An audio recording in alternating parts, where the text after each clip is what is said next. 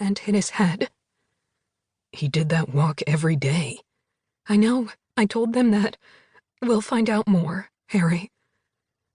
I just don't understand. He felt as though he'd thought those words 100 times that day. It was Thursday, and his graduation ceremony was scheduled for Sunday afternoon. His father and Alice had been planning on coming down to New Chester in Connecticut on Saturday night, staying through till Monday, and helping Harry pack up his things for his temporary return to Maine. Instead, Harry packed everything himself, staying up half the night. Among his textbooks and notebooks, Harry found the paperback edition of Hilary Waugh's Last Seen Wearing that his father had given him at the beginning of the school year. It's a crime novel set at a university, his father had said. I know you like Ed McBain, so I thought you might like this one as well. It's a very early procedural. If you find time to read it, of course.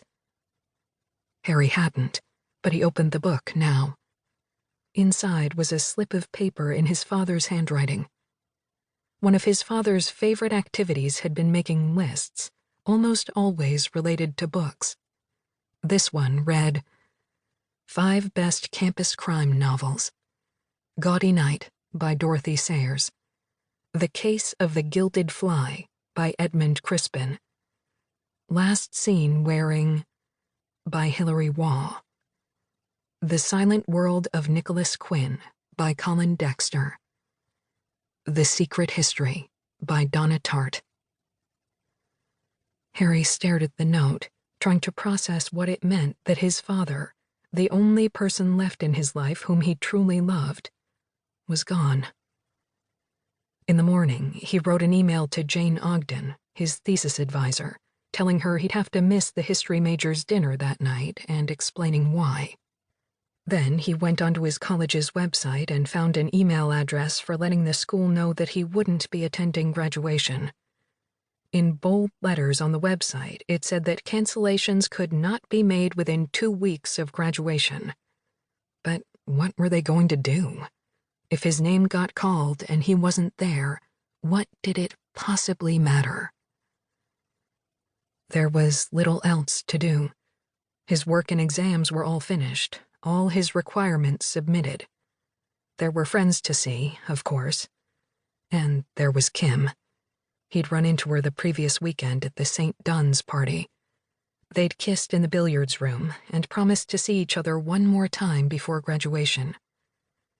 But he didn't really want to see Kim now. He didn't want to see anyone. His friends would hear the news eventually, one way or another. Harry rubbed his eyes with the palms of his hands, shut off the engine, and stepped out into the sea salt air, much cooler than it had been in Connecticut. He spotted Alice in a second-floor window, his father's and her bedroom window, and when she saw that Harry had noticed her, she waved briefly. She was in a white robe, her skin and hair pale as gold, and she looked almost ghostly in the arched Victorian window. After waving, she disappeared from view. He breathed deeply, preparing himself to see Alice, and preparing himself to walk into the house he'd only ever known as his father's house, full of his father's things. In the doorway, Harry hugged Alice. Her hair smelled of expensive shampoo, something with lavender in it. "Thank you for coming back early," she said, her voice huskier than usual, strained from crying. Of course, Harry said.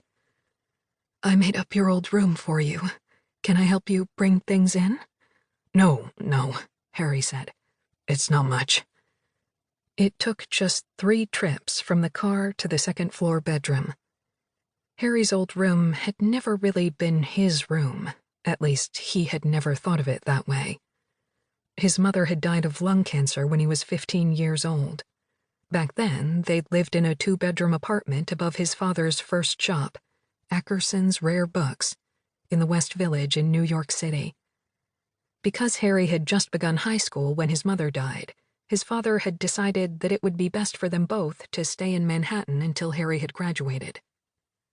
living with his father. To keep listening to this audiobook, I've left you a link in the description so you can do it, at no cost thanks to Audible's 30-day free trial.